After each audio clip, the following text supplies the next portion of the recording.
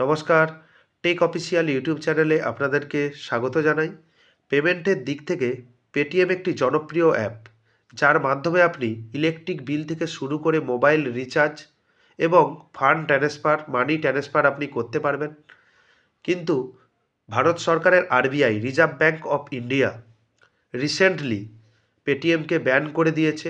কিছু কিছু পরিষেবা চালু হয়েছে। কতদিন তা চালু থাকবে সেই সংক্রান্ত এই ভিডিও, কতদিন সেই ডেটটা আমি আপনাকে জানিয়ে দেবো, এবং কি কি পরিষেবা চালু রয়েছে, কি কি পরিষেবা বন্ধ রয়েছে, এবং আপনার ওয়ালেট বা ব্যাঙ্ক অ্যাকাউন্টে ব্যালেন্স থাকলে আপনি কি করবেন।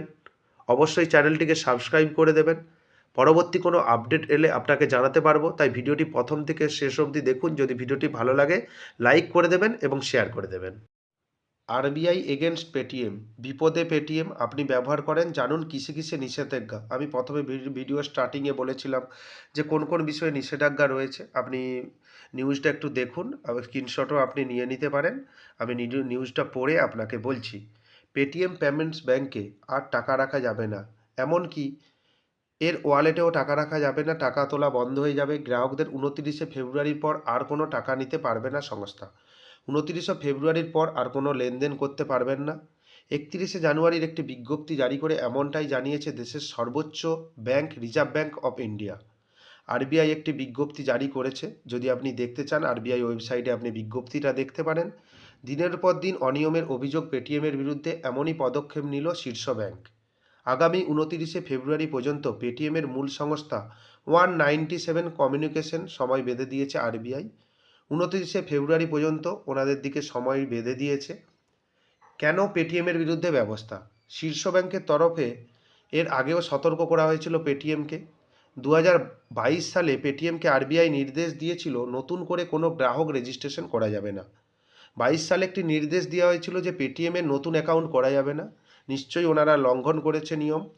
তারপরও দিনের পর দিন অডিটে বেশ কিছু বেনিয়ম ধরা পড়েছে পেটিএমের।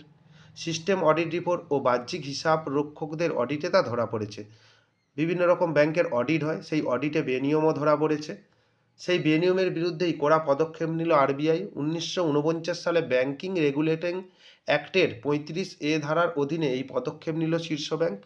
বুধবার জারি করা বিজ্ঞপ্তিতে পেটিএমের উপর বেশ কয়েক দফা নিষেধাজ্ঞা জারি করা হয়েছে। এবার কি কি নিষেধাজ্ঞা জারি হয়েছে আপনি মন দিয়ে শুনুন।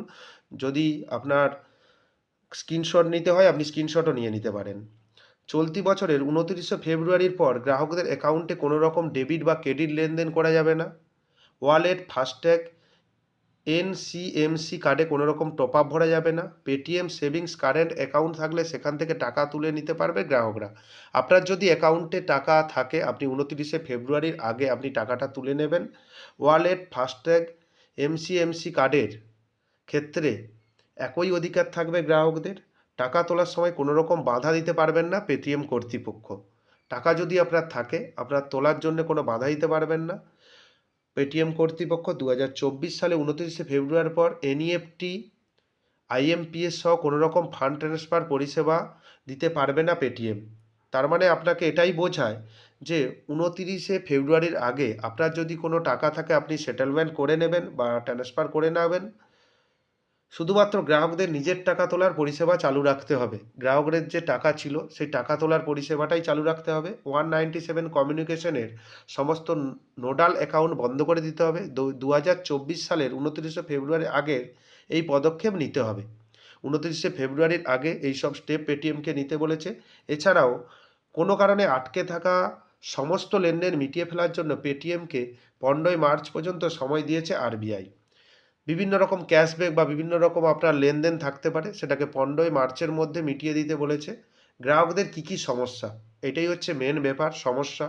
29শে ফেব্রুয়ারির পর এই পরিষেবাগুলি আপনার ব্যবহারের ক্ষেত্রে সমস্যা হবে, অর্থাৎ অ্যাকাউন্টে কোনো রকম ডেবিট বা ক্রেডিট লেনদেন করা যাবে না। ওয়ালেটে ফাস্ট্যাগ, এনসিএমসি কার্ডে কোনো রকম টপ আপ ভরা যাবে না।